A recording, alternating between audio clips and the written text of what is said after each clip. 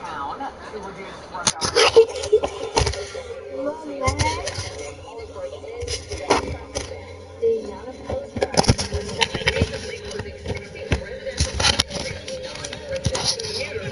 To try to ease congestion to the North Washington Bridge, but businesses are now complaining that the traffic restrictions are hurting their bottom line. Now with this kid. Do not enter.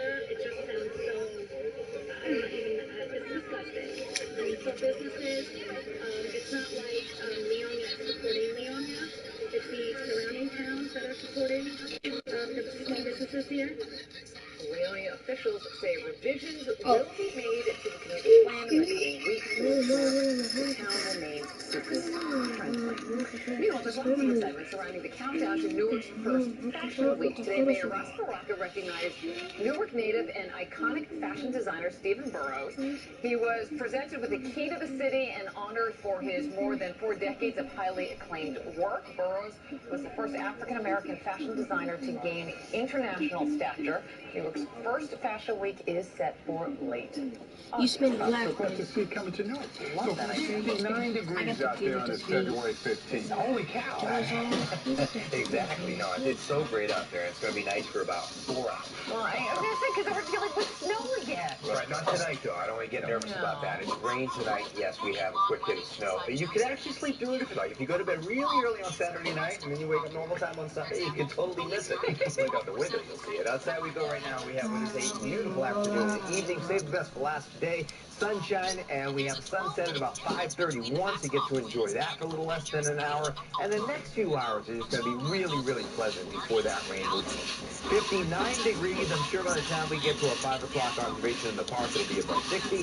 Clouds are breaking across much of the area. Southwest wind at about 6. On Thursday, we always check our water tables, see what our drop monitor is doing, and we continue to inch towards normal levels, both with our rainfall and also our reservoir levels, and we'll do even better than that tonight. The drought concerns continue to be out in the western part of the country, but if you look to the east, and last week the drought monitor had moderate drought in the Poconos and parts of the Catskills, and now we basically have a little abnormally dry area in the Poconos, so doing well there. Clouds are breaking from west to east. Long Island, you'll be next to see that brightening over the next couple hours, but rain is racing into western Pennsylvania, and it'll be here in the 8 to 10 o'clock time period.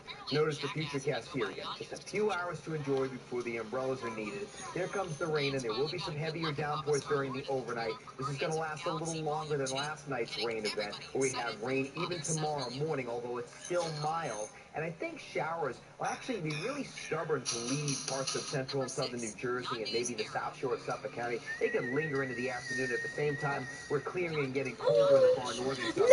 And then we all get really chilly tomorrow night. So there's the cold front coming in. If you're going out tomorrow night, make sure you have a heavy coat again. After it's fairly mild, you just need a raincoat in the morning hours.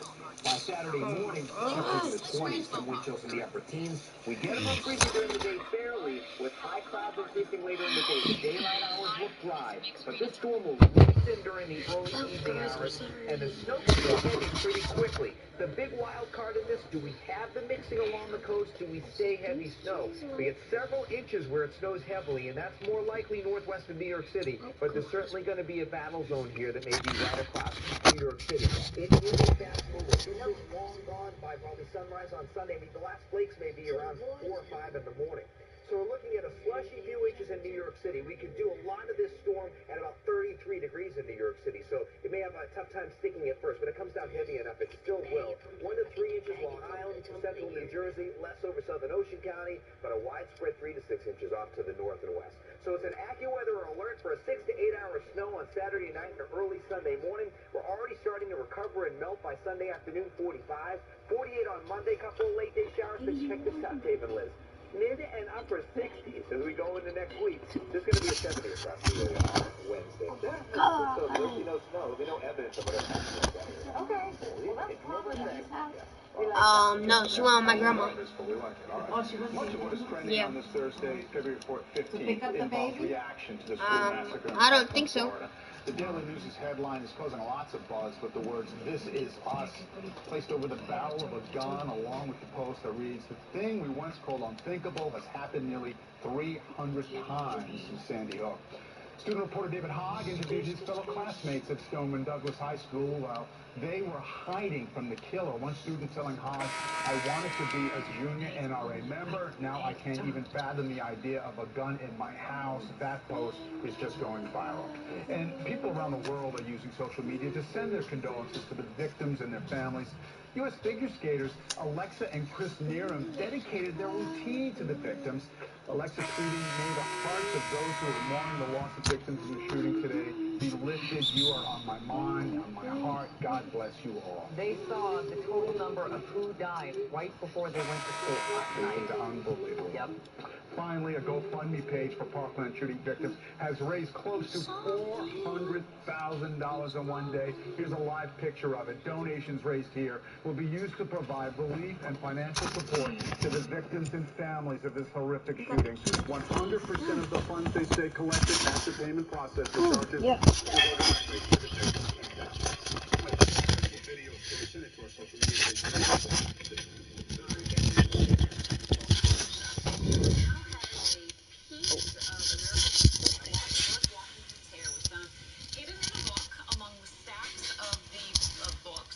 Library at Eton College. The book was published back in 1793. The head of collections and archives at the college back to Washington. He says the clue comes from an inscription over the lock of Washington during the Revolutionary War.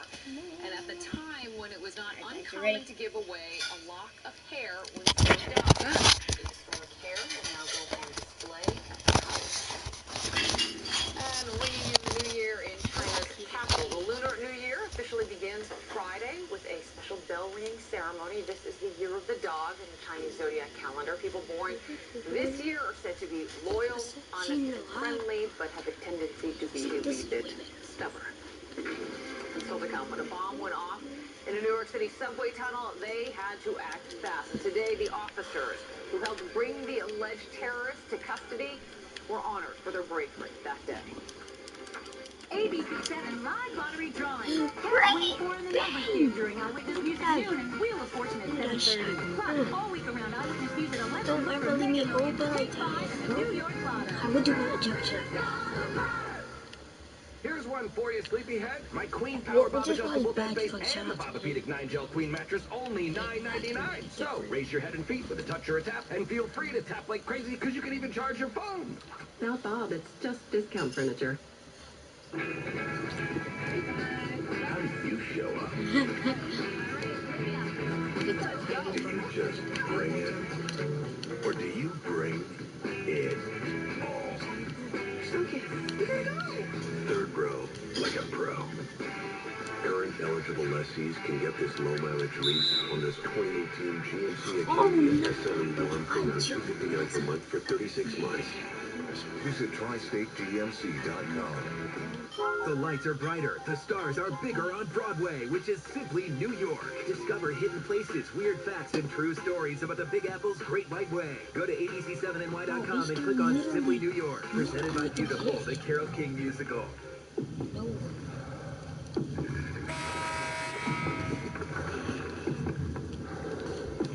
No one used it. It's so stupid.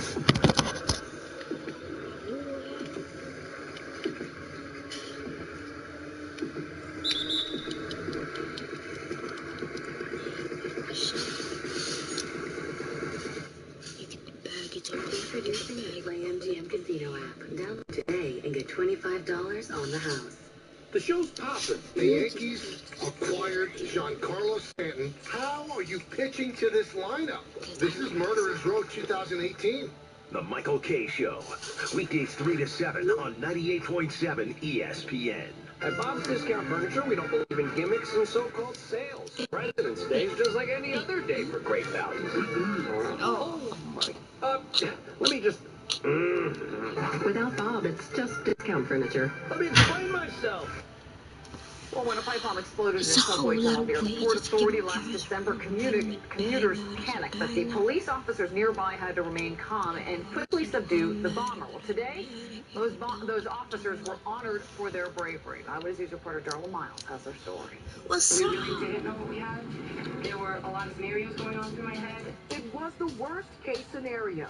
a suicide bomber who detonated a homemade pipe bomb during the morning commute. There was a lot of smoke. I couldn't see too much past him, so I didn't know if there were other individuals or what was going on. There was some confusion. Some people were saying that shots were fired. The way these 8 Port Authority police officers handled the December terror attack earned each of them a Medal of Honor Thursday afternoon during a monthly Board of Commissioners meeting at 4 World Trade. The criteria echoes the Congressional Medal of Honor presented by the President of the United States. And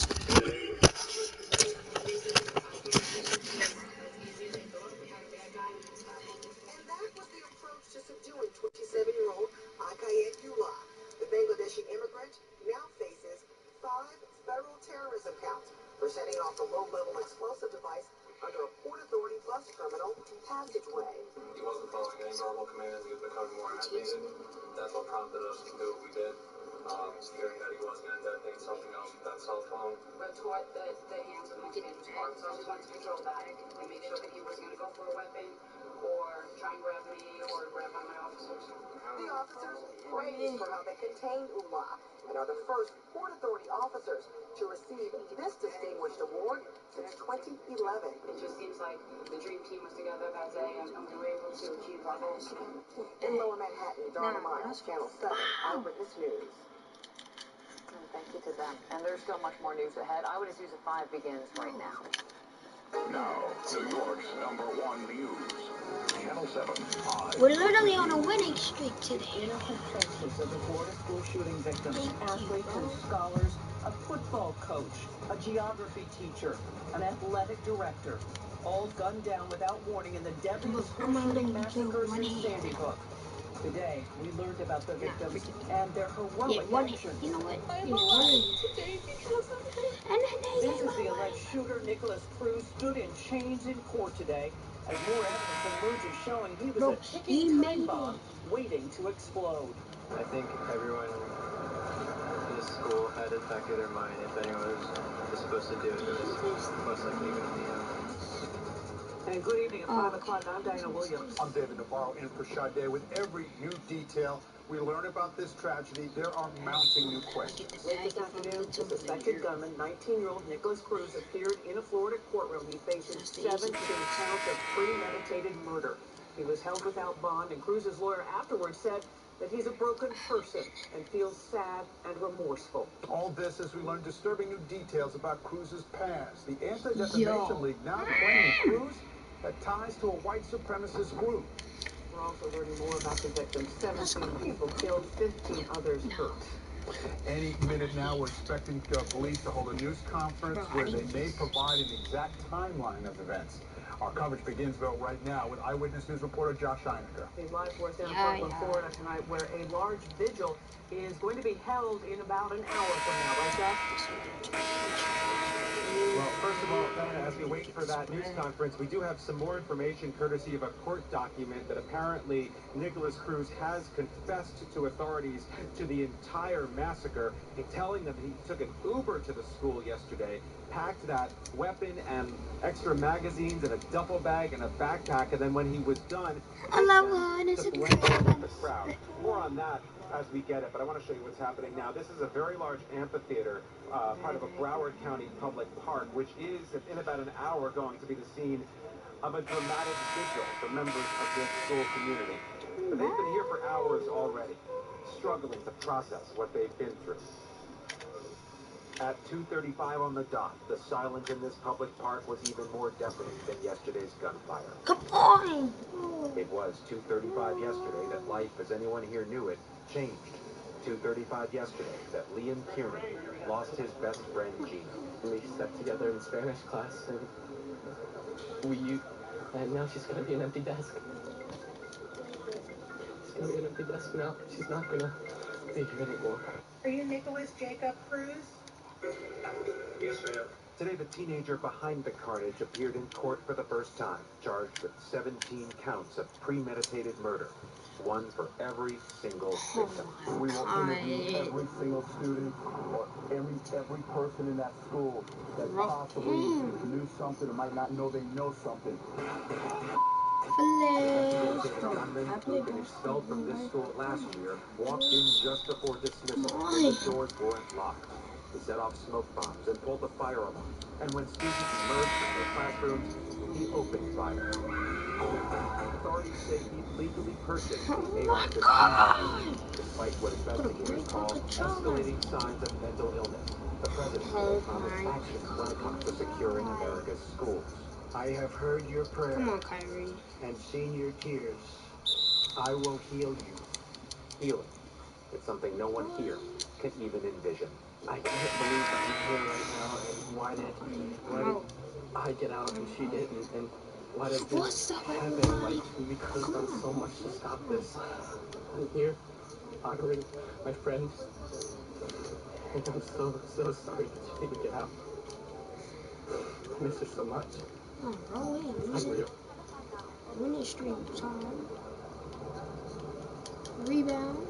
And back live, they've been putting red and white ribbons on every tree here, and they're setting up the stage for what will be a very, very large and emotional vigil. Thousands of people expected. Bear in mind, this is a school that serves 3,000 students and their associated family members. A very large park, lots of media from around the world, but in about an hour, we expect this park to be jam-packed with mourners as this community, this suburban South Florida community, struggles to Green understand Bay. why. Green Bay making mama tea. Thank you, Josh. So difficult to listen to those young people. And clearer pictures now emerging this afternoon of the 17 people killed inside that Florida school. Everyone, a 14-year-old freshman still navigating high school life, to a fearless football coach. One of the victims, 35-year-old teacher Scott Beagle, who grew up on Long Island. Stop switching. He died saving students in Florida. Kristen Thorne live in Dix Hills with his story. Kristen. Dave, Scott Beagle was from this neighborhood here in Dix Hills. It's unclear how long ago he left Long Island and moved to Florida. On his Facebook page, it says he attended the University of Miami in Florida, and it appears that he has resided in Florida for quite some time. We did speak with some family friends who say that his mother still lives in this neighborhood. See, and then they want me to guard Florida, planning her son's funeral. The stories that rip at our hearts are the ones detailing the fear and terror at Marjory Stoneman Douglas High School. But the stories that last in our memories are the ones about those who stopped more people from being hurt. One of them was geography teacher Scott Beagle. Student Kelsey Friend, speaking on Good Morning America today, credited the Long Island native with saving her life. He unlocked the door and let us in. I thought he was behind me. When he opened the door, he had to relock it so we could stay safe. I get the bag. Come on, come on. Did you get the chance? 13 points. Come on.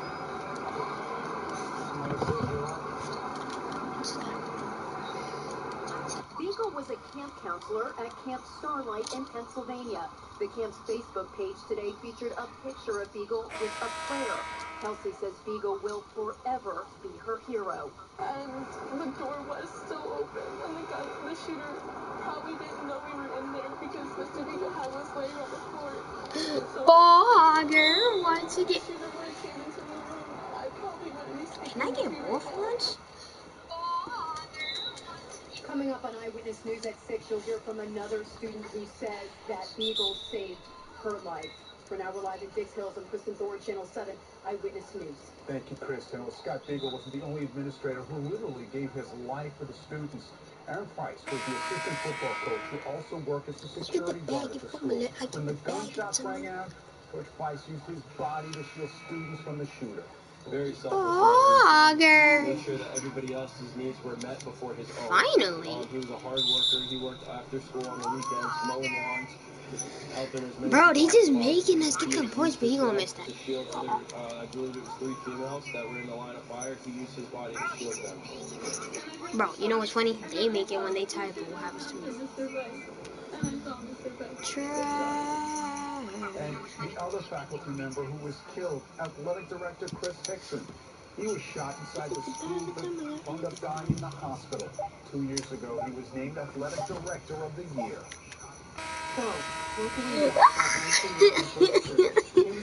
Let's go.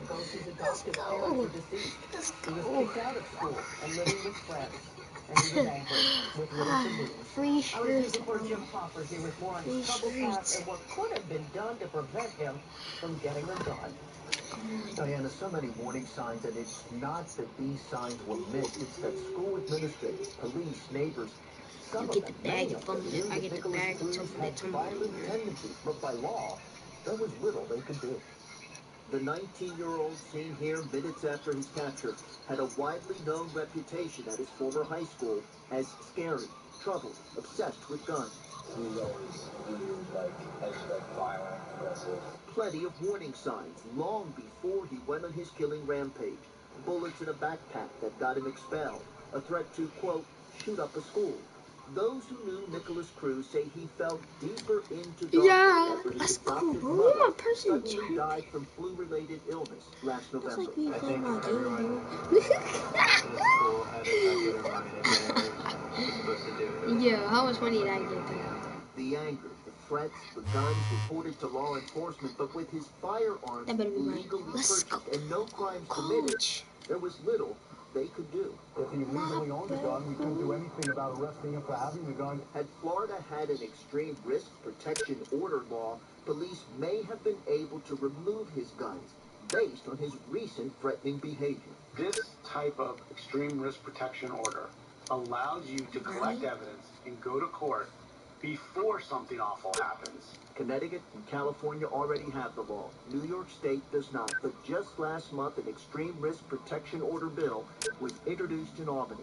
It would allow law enforcement, through a court order, to force the surrender of any firearm in the possession of someone exhibiting violent or threatening behavior. The latest mass killer, known to torture animals, threaten people, exhibited all the warning signs needed for an extreme risk protection order. But only Florida had one. If you know who's likely to be violent, you go before a judge and get the gun out of their hands before something like this happens. These firearms restraining orders are not without their critics who say they violate civil rights. Meanwhile, the FBI says they were unable to identify who posted the YouTube threat that forewarned of the school massacre. We now know the, quote, professional school shooter was Nicholas Cruz. Diana? Thanks, Jim. This was the 18th shooting inside an American school since the beginning of this year. And I want you to take a look at this calendar. Every single day in red, a gunshot went off in a school in this country. And on 3 of those days, there were actually 2 school shootings. This has not surprisingly reignited the debate over gun control. On Capitol Hill, lawmakers, including a number of Republicans, agree that something has to be done. But listen to the mother of one victim outside a community vigil this afternoon.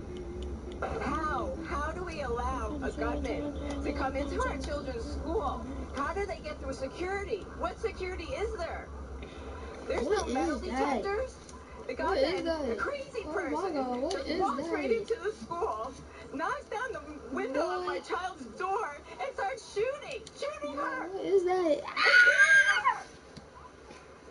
President Trump, you say, what can you do? You can stop the guns from getting into these children's hands. President Trump, in his 6-minute-plus statement, mentioning mental health several times, but never talking about gun control. Well, many of the warning signs about Cruz revolve around his disturbing posts on social media. We talked with a company on Long Island that uses technology to track social media posts to spot these kinds of things, and it's being used in hundreds of schools nationwide. Ahead at 5:30, we'll explain more on how it works. World News with David Muir will have complete coverage of this massacre live from Florida right after Eyewitness News at 6. And you can find more information on the victims as well as a profile of the suspect at ABC7NY. And we've got a press conference that's just now beginning down in South Florida. This is the Broward County Sheriff, Scott Israel. Let's listen to what the sheriff has to say. I'm then going to introduce Peter Forcelli, the SAC of ATF, and he's going to talk about the origin of the rifle. And then lastly, you'll hear from a special agent in charge of the FBI, Rob Lasky, and he's going to expound a little bit more on the tip. Then I'll come back to the podium, we'll answer some questions. So I wanted to start out by telling you an Uber car dropped off the suspect at 2019 yesterday 2:19 p.m. at Stoneman Douglas High School. The suspect entered the east stairwell, that's building 12, with a rifle inside a black, soft case. The suspect exited the stairwell, pulled the rifle out of the case. At 2:21 hours, 33 seconds, the suspect readied his rifle and began shooting into rooms 1215, 1216. Boy, they said if Georgie was smart. If y'all do He went back to that, Georgie was not smart. You gonna go up to a sewer. 1213. Like, how is that smart, nigga? The suspect then took the west stairwell to the second floor and shot one victim in room 1234 on the second floor. The suspect then took the east stairwell. Bro, she's lucky she's still a little kid, bro. He dropped I his would rifle and roast backpack, her. ran down the Literally, stairs. I don't care, bro. He exited building 12